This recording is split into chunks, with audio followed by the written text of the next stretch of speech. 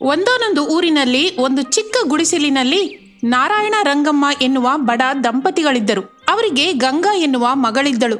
ನಾರಾಯಣ ಅಂಗವಿಕಲ, 2 ಕೈಗಳು ಕಳೆದುಕೊಂಡು ಮನೆಯ ಹತ್ತಿರವೇ ಇರುತ್ತಾನೆ. ರಂಗಮ್ಮ, ಗಂಗಾ ಇಬ್ಬರು ಪೇಪರ್, ಪ್ಲಾಸ್ಟಿಕ್ ಬಾಕ್ಸ್ಗಳು, ಸೀಸೆಗಳು ಮುಂತಾದವುಗಳನ್ನು ಆಯ್ದುಕೊಂಡು ಅದನ್ನು ಮಾರಿ ಬಂದ ದುಡ್ಡಿನಿಂದ ಆ ಮೂವರು ಹಾಗೆ ಬದುಕುತ್ತಾ ಇದ್ದರು. ಈ ಬಿಸಿಲು ಬಹಳ ಏರ್ತಾ ಇದೆ.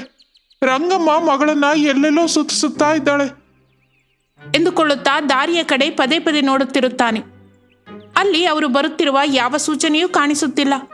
ಅದರಿಂದ ಮತ್ತಷ್ಟು ದುಃಖ ಪಡುತ್ತಾ, ನಾನು ಅಂಗವಿಕಲ ಆಗಿದ್ರಿಂದ ನನ್ನ ಮಗಳಿಗೆ ಕಷ್ಟ ತಪ್ಪಲಿಲ್ಲ. ಇಲ್ಲ ಅಂದ್ರೆ ಸರ್ಕಾರಿ ಸ್ಕೂಲ್ಗೆ ಹೋಗ್ತಾ ಚೆನ್ನಾಗಿ ಓದ್ಕೋತಾ ಇದ್ಲು.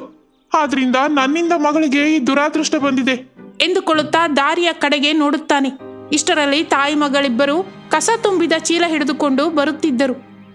ಅದನ್ನು ನೋಡುತ್ತಲೇ ನಾರಾಯಣನ ಮನಸ್ಸು ಸಮಾಧಾನವಾಯಿತು. ಅಬ್ಬಯ್ಯ ಬರ್ತಾ ಇದ್ದಾರೆ. ರಂಗಮ್ಮ, ಗಂಗಾ ಇಬ್ಬರು ಮನೆಗೆ ಬರುತ್ತಾರೆ. ಭುಜದಲ್ಲಿದ್ದ ಕಸ ತುಂಬಿದ ಚೀಲಗಳನ್ನು ಅಂಗಳದಲ್ಲಿ ಹಾಕುತ್ತಾರೆ.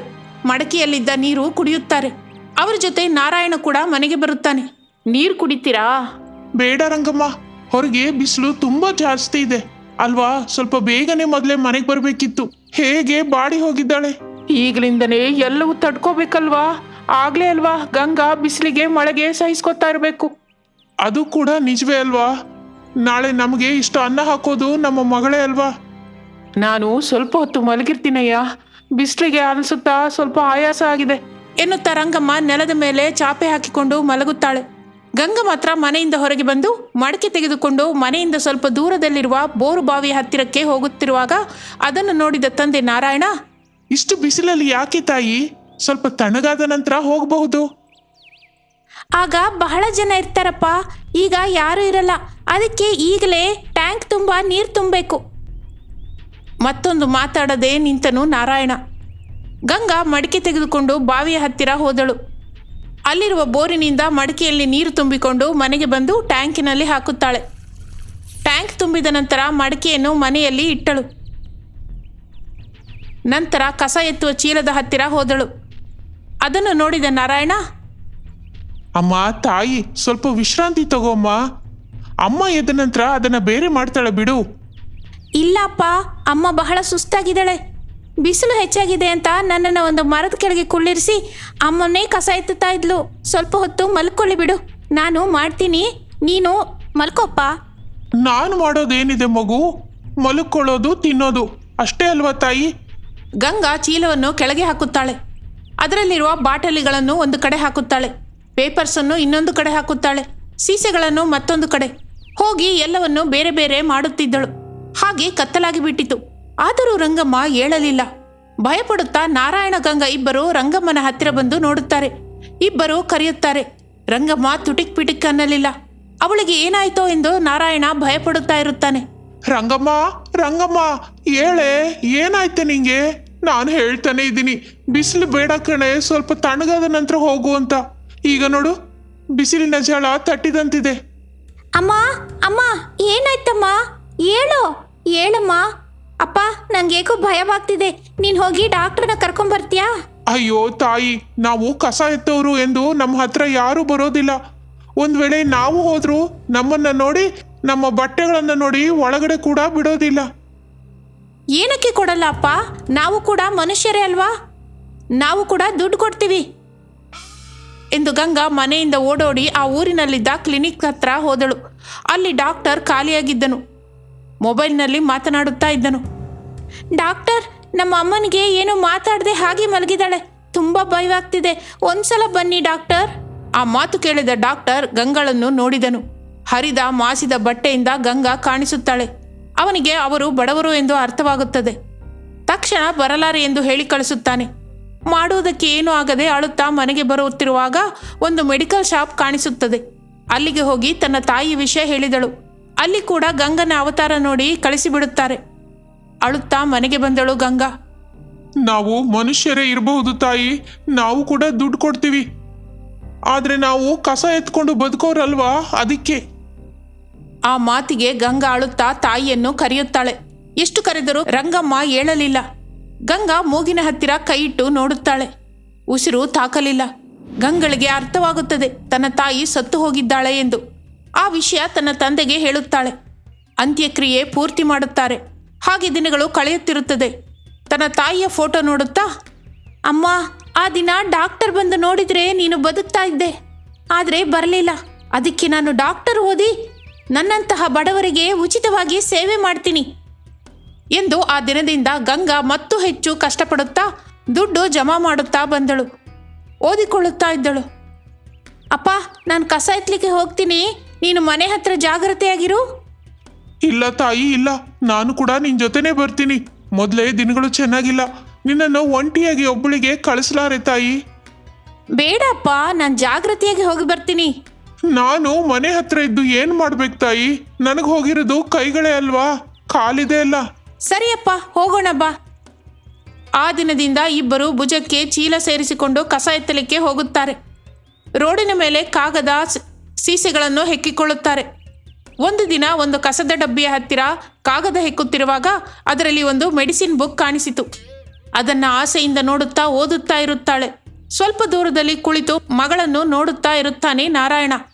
ಆಗಲೇ ಅಲ್ಲಿ ಕಾರಿನಿಂದ ಹೋಗುತ್ತಿರುವ ಮನೋಹರ್ ಎನ್ನುವನಿಗೆ ಆ ಕಸದ ಡಬ್ಬಿಯ ಹತ್ತಿರ ಕುಳಿತು ಶ್ರದ್ಧೆಯಿಂದ ಓದುತ್ತಿರುವ ಗಂಗಳನ್ನು ನೋಡುತ್ತಾನೆ. ಕಾರು ಪಕ್ಕಕ್ಕಿಟ್ಟು ಗಂಗಳ ಹತ್ತಿರ ಬರುತ್ತಾನೆ. ನೋಡಮ್ಮ, ನಿನ್ನ ಹೆಸರೇನು? ಆ ಮಾತು ಕೇಳಿ ತಲೆ ಎತ್ತಿ ನೋಡಿದಳು ಮನೋಹರನನ್ನು ಗಂಗಾ. ನಾರಾಯಣ ಕೂಡ ಮನೋಹರನನ್ನು ನೋಡುತ್ತಾನೆ. ಕಸ ಎತ್ಕೊಂಡು ಹೊರಟು ಹೋಗ್ತೀವಿ ಸರ್, ಇಲ್ಲಿರೋದಿಲ್ಲ. ಭಯ ಪಡಬೇಡಿ, ನಾನು ನಿಮ್ಮನ್ನ ಏನು ಅನ್ನೋದಿಲ್ಲ. ಮಗಳು ಓದ್ತಾ ಇರೋದನ್ನ ನೋಡಿ ನಾನು ಇಲ್ಲಿಗೆ ಬಂದೆ.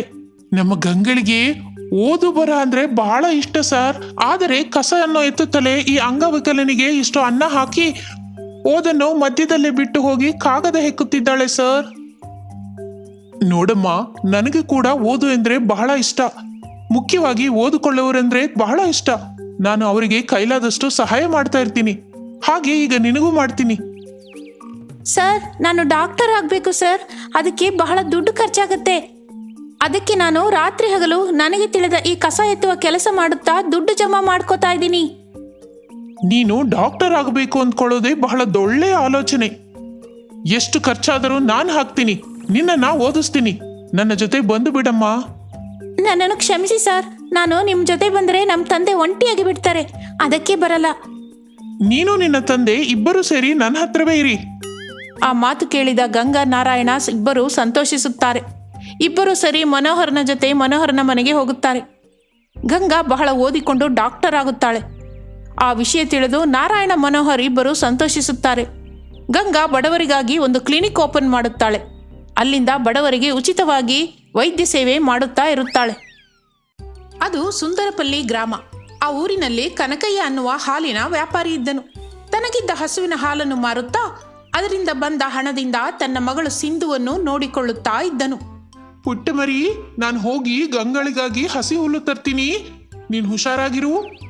ನಾನು ಕೂಡ ಬರ್ತೀನಪ್ಪ. ಇಲ್ಲಿ ಎಲ್ಲ ನನ್ನ ಜೊತೆ ಆಡ್ಲಿಕ್ಕೆ ಯಾರು ಬರ್ತಾ ಇಲ್ಲ. ಮನೆ ಹತ್ರ ನಾನೊಬ್ಳೇ ಇರಲಾರೆ. ಅಲ್ಲೆಲ್ಲ ಕೆಸರು ಮಣ್ಣು ಇರುತ್ತೆ ಮರಿ, ನೀನು ನಡೆಯಲಾರೆ. ಬರುವಾಗ ಹುಲ್ಲಿನ ಕಟ್ಟು ನಿನ್ನನ್ನು ಎತ್ಕೊಂಡು ಬರೋಕ್ಕಾಗಲ್ಲ ಮರಿ, ನಮ್ಮಮ್ಮ ಅಲ್ವಾ ಎಂದು ಮುದ್ದಿಸಿ ಮನೆಯಿಂದ ಹೊರಟು ಹೋದನು ಕನಕಯ್ಯ. ಮನೆ ಹತ್ತಿರ ಒಬ್ಬಂಟಿಯಾಗಿ ಒಬ್ಬಳೇ ಇದ್ದ ಸಿಂಧು ಹಸುವಿನ ಹತ್ತಿರ ಹೋಗುತ್ತಾಳೆ. ಹಸು ತನ್ನ ಕರು ಎಗುರುತ್ತಿದ್ದರೆ ನೋಡಿ ಸಂತೋಷಿಸುತ್ತಾ ಇದ್ದಳು. ಅದನ್ನು ನೋಡಿದ ಸಿಂಧು ಕೂಡ ಆನಂದಿಸುತ್ತಾಳೆ. ಈ ಕರು ಬಹಳ ಅದೃಷ್ಟವಂತ. ಅದರ ಆಟಪಾಠ ನೋಡಿ ಸಂತೋಷಿಸಲಿಕ್ಕೆ ತಾಯಿದೆ. ಆದರೆ ನನಗೆ ತಾಯಿ ಇಲ್ಲ. ತಂದೆ ಇದ್ದಾರೆ, ಯಾವಾಗ್ಲೂ ನೋಡು ಏನೋ ಒಂದು ಕೆಲಸ ಮಾಡ್ತಾ ಇರ್ತಾರೆ ಎಂದು ಸಿಂಧು ದುಃಖ ಪಡುತ್ತಿರುತ್ತಾಳೆ. ಅದನ್ನು ಗಮನಿಸಿದ ಹಸು ಸಿಂಧುವನ್ನು ನೋಡುತ್ತಾ ಹೀಗನ್ನುತ್ತದೆ. ಏನಾಯ್ತು ಸಿಂಧು, ಹಾಗೆ ಬೇಜಾರಾಗಿದೆಯಾ? ಅಲ್ಲೋಡು, ಹೋಗಿ ನನ್ನ ಮಗಳ ಹತ್ರ ಆಡ್ಕೋ. ನಿನ್ ಮಗಳು ಆಡ್ತಾ ಇದ್ರೆ ನೋಡಿ ಸಂತೋಷಿಸ್ತಾ ಇದ್ಯಾ, ಆದ್ರೆ ನನ್ನನ್ನು ನೋಡಿ ಸಂತೋಷಿಸುವ ಅಮ್ಮ ಇಲ್ವಲ್ಲ. ಹಾಗೆ ಚಿಂತಿಸ್ಬೇಡ ಸಿಂಧು, ನಾನಿದ್ದೀನಲ್ಲ. ನೀವಿಬ್ರು ಸೇರಿ ಆಡ್ಕೊಳ್ಳಿ. ನಾನು ನಿಮ್ಮಿಬ್ಬರನ್ನ ನೋಡಿ ಸಂತೋಷಿಸ್ತೀನಿ. ಅಂದ್ರೆ ಈಗ ನೀನು ನನ್ನ ಅಮ್ಮ ಅಂದ ಹಾಗೆ? ಹೌದು, ಹೋಗಿ ನನ್ನ ಮಗುವಿನ ಜೊತೆ ಆಡ್ಕೋ ಹೋಗು. ಸಿಂಧು ಹೋಗಿ ಎಗರುತ್ತಿದ್ದ ಕರುವನ್ನು ನೋಡಿ ಸಂತೋಷದಿಂದ ಚಪ್ಪಾಳೆ ತಟ್ಟುತ್ತಿರುತ್ತಾಳೆ. ಕರು ಕೂಡ ಸಿಂಧುವನ್ನು ನೋಡಿಕೊಂಡು ಇನ್ನಷ್ಟು ಸಂತೋಷದಿಂದ ಕುಪ್ಪಳಿಸುತ್ತಾ ಇರುತ್ತದೆ. ಇಬ್ಬರನ್ನು ನೋಡುತ್ತಾ ಹಸು ಸಂತೋಷಿಸುತ್ತದೆ. ಇಷ್ಟರಲ್ಲಿ ಹಸಿ ಹುಲ್ಲಿನ ಕಟ್ಟನ್ನು ತಲೆಯ ಮೇಲೆ ಇಟ್ಟುಕೊಂಡು ಕನಕಯ್ಯ ಬರುತ್ತಾನೆ. ತನ್ನ ತಂದೆಯನ್ನು ನೋಡಿದ ಸಿಂಧು ಓಡಿಕೊಂಡು ಅವರ ಹತ್ತಿರ ಹೋಗುತ್ತಾಳೆ. ಕನಕಯ್ಯ ಹಸುವಿಗೆ ಹಸಿ ಹುಲ್ಲನ್ನು ಹಾಕಿ ಕರುವನ್ನು ಕಟ್ಟುತ್ತಾನೆ. ಕರುವಿಗೂ ಹಸಿ ಹುಲ್ಲು ಹಾಕುತ್ತಾನೆ. ಅಯ್ಯೋ ಅಪ್ಪ, ಅಪ್ಪ, ಕರುನ್ ಯಾಕೆ ಕಟ್ತಾ ಇದ್ಯಾ? ಬಿಟ್ಬಿಡು, ನಾನು ಕರು ಆಡ್ಕೋತಾ ಇದ್ದೀವಿ. ಇಷ್ಟರವರೆಗೂ ಆಡ್ಕೊಂಡಿದ್ದು ಸಾಕು. ಇನ್ನು ಹಾಲು ಕರೆದು ಹಾಕಿ ಬರಬೇಕು. ನೀನು ಹೋಗಿ ಜಗಲ ಮೇಲೆ ಕುಳಿತುಕೋ ಹೋಗು. ಸಿಂಧು ಮತ್ತೊಂದು ಮಾತನಾಡದೆ ಜಗುಲಿಯ ಮೇಲೆ ಕುಳಿತುಕೊಳ್ಳುತ್ತಾಳೆ. ಕನಕಯ್ಯ ಹಾಲು ಹಿಂಡಿ ಕರುವನ್ನ ಪೂರ್ತಿ ಬಿಟ್ಟು ಬಿಡುತ್ತಾನೆ. ಕರು ಹಸುವಿನ ಹತ್ತಿರ ಹೋಗಿ ಹಾಲು ಕುಡಿಯುತ್ತಾ ಇರುತ್ತದೆ. ಹಸು ಕರುವನ್ನು ಪ್ರೇಮದಿಂದ ನೋಡುತ್ತಾ ಇರುತ್ತದೆ. ಅದನ್ನು ನೋಡಿದ ಸಿಂಧು, ನೋಡ್ದ್ಯಪ್ಪ, ತನ್ನ ಕರು ತನ್ನ ಹತ್ರ ಬಂದ ತಕ್ಷಣ ನಮ್ ಗಂಗಾ ಎಷ್ಟು ಹಿಗ್ಗಿ ಹೋಗಿದ್ದಾಳೆ. ತಾಯಿ ಮಕ್ಕಳ ಬಂದ ಹಾಗೆ ಇರುತ್ತಮ್ಮ. ಈ ದಿನ ನಿಮ್ಮಮ್ಮ ಬದುಕಿದ್ರೆ ನಿನ್ನನ್ನು ನೋಡಿ ಬಹಳ ಸಂತೋಷಿಸ್ತಾ ಇದ್ಲು. ನನಗೆ ಅಮ್ಮ ಬೇಕು ಅಪ್ಪ, ಅಮ್ಮ ಬೇಕು. ಎಲ್ಲ ಮಕ್ಕಳು ಅಮ್ಮನ ಜೊತೆ ಆಡ್ಕೊತಾ ಇದ್ರೆ ನನಗೆ ಬಹಳ ದುಃಖವಾಗುತ್ತೆ. ಒಬ್ಬೊಬ್ಬರಂತೂ ನಿನಗೆ ಅಮ್ಮ ಇಲ್ವಾ ಅಂತ ಅವಹೇಳನದಿಂದ ನೋಡ್ತಾರೆ. ಅದಕ್ಕೆ ನಾನು ಆಡ್ಕೊಳಕ್ಕೆ ಎಲ್ಗೂ ಹೋಗ್ತಾ ಇಲ್ಲ. ನನಗೆ ಅಮ್ಮ ಬೇಕು ಅಪ್ಪ ಎಂದು ಸಿಂಧು ಅಳುತ್ತಿದ್ದಳು. ಕನಕಯ್ಯ ದುಃಖ ಪಡುತ್ತಿದ್ದನು. ಅಮ್ಮ ಬೇಕು ಎಂದು ಅಳುತ್ತಿರುವ ಸಿಂಧುವನ್ನು ನೋಡಿ ಹಸು ಕಣ್ಣೀರು ಹಾಕಿತು. ಸಿಂಧುವಿಗೆ ಅಮ್ಮನ ಪ್ರೇಮ ಅಗತ್ಯ ಎಂದು ತಿಳಿದ ಕನಕಯ್ಯ ಒಂದು ದಿನ ಅಪರ್ಣಳನ್ನು ಮದುವೆ ಮಾಡಿಕೊಂಡು ಮನೆಗೆ ಕರೆತರುತ್ತಾನೆ. ಸಿಂಧು ಇಬ್ಬರನ್ನು ಅಯೋಮಯವಾಗಿ ನೋಡುತ್ತಾಳೆ. ಅಪರ್ಣ ನಗುತ್ತಾ ಸಿಂಧುವನ್ನು ಎತ್ತಿಕೊಳ್ಳುತ್ತಾಳೆ. ಯಾರ್ ನೀನು? ನನ್ನನ್ನು ಏನಕ್ಕೆ ಎತ್ಕೊಂಡೆ? ಅಪರ್ಣ ನಗುತ್ತಾ, ನೀನು ಅಮ್ಮ ಬೇಕು ಅಂತ ಅತ್ತಿ ಅಂತಲ್ಲ, ಅದಕ್ಕೆ ನನ್ನನ್ನ ನಿಮ್ಮಪ್ಪ ಕರ್ಕೊಂಡು ಬಂದಿದ್ದಾರೆ. ಆ ಮಾತು ಕೇಳಿ ಸಿಂಧು ಬಹಳ ಸಂತೋಷಿಸುತ್ತಾಳೆ. ತನಗೆ ಅಮ್ಮ ಇದ್ದಾಳೆ ಎಂದು ಎಲ್ಲರಿಗೂ ಅರಚಿ ಹೇಳಬೇಕೆಂದು ಅಂದುಕೊಳ್ಳುತ್ತಾಳೆ. ಅಮ್ಮ ಇಲ್ಲ ಅಂತ ಹೇಳುವವರಿಗೆ ಇನ್ನು ಮೇಲೆ ಬುದ್ಧಿ ಹೇಳುತ್ತೇನೆ ಎಂದು ಅಂದುಕೊಂಡಳು. ಹಾಗೆ ದಿನಗಳು ಕಳೆಯುತ್ತಿತ್ತು. ಕನಕಯ್ಯ ಹಾಲು ಹಿಂಡುತ್ತಾ ದುಡ್ಡನ್ನು ತಂದು ಅಪರ್ಣಳ ಕೈಗೆ ಕೊಡುತ್ತಿದ್ದನು. ಅಪರ್ಣ ಸಿಂಧುವನ್ನು ಆಡಿಸುತ್ತಾ ನಗಿಸುತ್ತಾ ಕತೆಗಳನ್ನು ಹೇಳುತ್ತಾ ತಿನ್ನಿಸುತ್ತಾ ಮಲಗಿಸುತ್ತಿದ್ದಳು. ಸಿಂಧು ಬಹಳ ಸಂತೋಷವಾಗಿರುತ್ತಾಳೆ. ಅವಳು ಹಸುವಿನ ಹತ್ತಿರ ಹೋಗುತ್ತಲೇ ಇರಲಿಲ್ಲ. ಹೋಗ್ಲಿ ಬಿಡು, ನನ್ನ ಹತ್ರಕ್ಕೆ ಬರ್ದಿದ್ರು ಬಂದ ಸವತಿ ತಾಯಿಯ ಪ್ರೇಮದಿಂದ ಸಂತೋಷದಿಂದ ಇದ್ದಾಳೆ ಸಿಂಧು, ಅದು ಸಾಕು. ಇಬ್ಬರನ್ನು ಆ ದೇವರು ಹಾಗೇ ಇರಲಿ ಎಂದುಕೊಂಡು ತನ್ನ ಕರುವನ್ನು ನೋಡಿಕೊಂಡು ಸಂತೋಷಿಸುತ್ತಾಳೆ ಹಸು. ಇಷ್ಟರಲ್ಲೇ ಅಪರ್ಣ ಗರ್ಭವತಿಯಾಗುತ್ತಾಳೆ. ಆ ವಿಷಯ ತಿಳಿದುಕೊಂಡ ಅಪರ್ಣ ಕನಕಯ್ಯ ಬಹಳ ಸಂತೋಷಿಸುತ್ತಾರೆ. ಸಿಂಧು ಆಡಿಕೊಳ್ಳಲಿಕ್ಕೆ ತಮ್ಮ ಬರುತ್ತಾನೆ ಎಂದು ಸಂತೋಷ ಪಡುತ್ತಾಳೆ. ತನ್ನ ಮಗಳು ಗರ್ಭವತಿ ಎಂದು ತಿಳಿದ ಅಪರ್ಣಳ ಅಮ್ಮ ಚಂಚಲಮ್ಮ ಮನೆಗೆ ಬರುತ್ತಾಳೆ. ಮಗಳು ಸಂತೋಷಿಸುತ್ತಾಳೆ. ತಾಯಿ ಮಗಳು ಬಹಳ ಮಾತನಾಡುತ್ತಾ ಇರುತ್ತಾರೆ. ಆಗಲೇ ಅಪರ್ಣಳ ಸಿಂಧುವಿನ ಮೇಲಿನ ಪ್ರೀತಿ ಸಹಿಸದ ಚಂಚಲಮ್ಮ, ಅದೇನಕ್ಕೆ ಪ್ರೇಮದಿಂದ ನೋಡ್ತಾ ಇದ್ದೀಯಾ? ಅದು ಸವತಿ ಮಗಳು. ಒಂದು ನೆನಪಿನಲ್ಲಿಟ್ಕೋ, ಈ ಮನೆಗೆ ಈ ಆಸ್ತಿ ಪಾಸ್ತಿಗೆ ವಾರಸುದಾರ ನಿನ್ನ ಮಗನೇ ಆಗಿರಬೇಕು. ಅದಕ್ಕಲ್ಲ, ಮೇಲಾಗಿ ಹುಟ್ಟತಲೇ ತಾಯಿನ ಕಳ್ಕೊಂಡ ದುರದೃಷ್ಟವಂತಳು. ಅದಕ್ಕೆ ದೂರವಾಗಿರು. ನಿನ್ನ ಹೊಟ್ಟೆಲಿರೋ ಮಗುಗೆ ಬಹಳ ಒಳ್ಳೆಯದು ಎಂದು ವಿಷದ ಬೀಜವನ್ನು ಅಪರ್ಣಳ ಮನಸ್ಸಿನಲ್ಲಿ ನೆಟ್ಟು ಅಲ್ಲಿಂದ ಹೊರಟು ಹೋದಳು. ಹಸು ಚಂಚಲಮ್ಮನ ಬುದ್ಧಿಯನ್ನು ಗಮನಿಸಿ, ಕಿಚ್ಚು ಹಿಡಿಸ್ಲಿಕ್ಕೆ ಬಂದ್ಲು ಶೂರ್ಪನಕಿ ಎಂದುಕೊಂಡು ತನ್ನ ಹಗ್ಗ ಬಿಚ್ಚಿಕೊಂಡು ಬಂದು ಚಂಚಲಮ್ಮನನ್ನು ಬಂದು ಒಂದು ಗುದ್ದು ಗುದ್ದಿತು. ಅಷ್ಟೇ, ಚಂಚಲಮ್ಮ ಗಾಳಿಯಲ್ಲಿ ಎಗರಿ ಅಷ್ಟು ದೂರದಲ್ಲಿ ಬೀಳುತ್ತಾಳೆ. ಅದನ್ನು ನೋಡಿ ಹಸು ನಗುತ್ತಾ ತನ್ನ ಕಟ್ಟಿದ ಜಾಗಕ್ಕೆ ಬರುತ್ತದೆ.